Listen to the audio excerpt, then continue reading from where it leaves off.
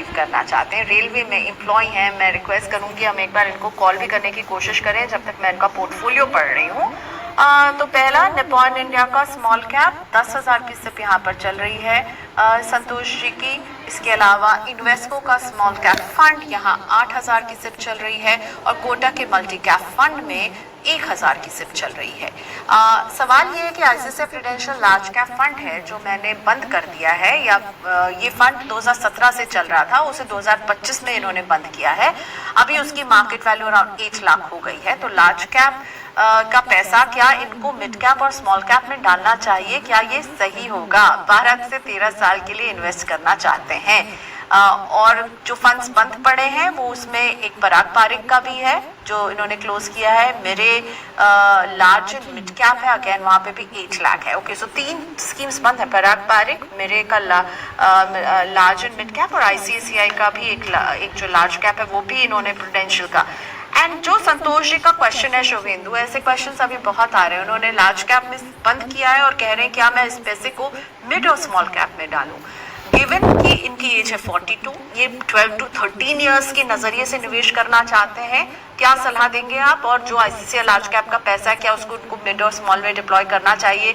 अभी 19,000 की एसआईपी चल रही है, 10 करोड़ का टारगेट है और 2035 यानी in another 9 to 10 years. So well Santosh ji, एक संतोष है आपके क्वेश्चन में कि आपने एक ऑब्जेक्टिव रखा है कि मुझे 10 करोड़ तक पहुंचना है। नाउ 10 करोड़ तक पहुंचने के लिए हमारे पास क्या रिसोर्सेस आज अवेलेबल हैं? जो आपने बताया कि लमसम 22 लाख का है और एक एसआईपी 19 का चल रहा है, तो ये दोनों अगर हम मिला दें और 13 साल तक इसको करीब 13% के हिसाब से कंपाउंड करें तो आप करीब 1.84 करोड़ तक पहुंचेंगे, जो कि बहुत फार अवे है फ्रॉम आपके टारगेट से।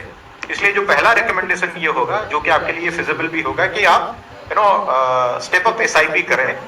जो जिस फंड में आप एसआईपी कर रहे हैं उसमें एटलीस्ट टू स्टार्ट विद 20% जैसा इंक्रीज करें हर साल, तब सेम इन्वेस्टमेंट होराइजन जो आपने रखा है 13 साल और 13% के हिसाब से अगर ग्रोथ रेट हम पकड़ें तो करीब करीब ये कॉर्पस 3 करोड़ के आसपास पहुंच जाएगा। तो ये फिर भी ये 10 करोड़ से आपके दूर है, लेकिन ये आपको ये एटलीस्ट बताएगा कि इतने आप स्टेप अप करते जाएंगे तो फिर आगे चलकर ये 10 करोड़ के आसपास के संभावना आपके हो सकता है। ओके, स्टेप अप करना बहुत इंपॉर्टेंट हो जाएगा। पर इनकी जो स्कीम्स हैं और जो लार्ज कैप का पैसा जो 8 लाख जमा है आईसीआईसीआई लार्ज कैप में, सिमिलरली इनके मेरे वाले फंड में भी कुछ 8 लाख के आसपास ही इनका कॉर्पस जो है वो जमा हो चुका है। पराग पारिक में जो है वो अभी 6 लाख है और ये रुका हुआ है। पराग पारिक फ्लेक्सी कैप इन्होंने स्टॉप किया है, मेरे का large and mid cap stop किया और आईसीआईसीआई का लार्ज कैप, और अच्छी खासी अमाउंट है। Should he deploy this in mid cap and small cap? इनके जो आइडियल एसेट एलोकेशन हमारे हिसाब से है, जो मैंने आपको बिगनिंग में कहा कि 55% लार्ज कैप में जाना चाहिए, 24% मिड कैप में और 22% स्मॉल कैप में जाना चाहिए। तो अभी इनका पोर्टफोलियो एक्चुअली ओवर एलोकेटेड है बाई 21% इन लार्ज कैप और अंडर एलोकेटेड है into mid cap by 5% and under allocated by small cap by 15%। तो इसलिए इनको अपना एलोकेशन तो डेफिनेटली बढ़ाना है in the mid and the small cap और रिड्यूस करना है लार्ज कैप का जो एक्सपोजर है इनका, तब ये 55 22 23 and 22% mid and small cap respectively इस एलोकेशन में जाएंगे।